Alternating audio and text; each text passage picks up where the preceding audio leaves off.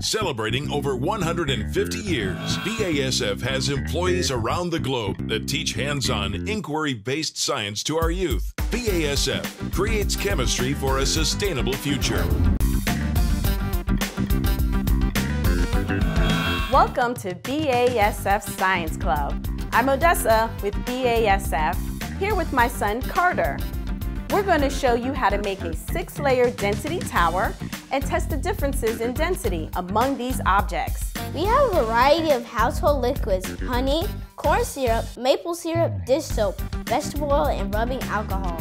We want equal amounts of each in the plastic cups. If the volume is the same and the weight or mass is greater, the density is greater. Add the honey, corn syrup, and maple syrup one at a time, making sure the liquid doesn't run down the sides as you pour. For these next 3 layers, we'll use a turkey baster and slowly and gently dribble the liquid so our layers stay intact. Here, you can clearly see that the differences in density keep the liquids separate. The farther it sinks in the tube, the greater the density. Look, the penny has the greatest density. Go to abc11.com/science club to find more on this experiment, and visit us on Facebook to share your results.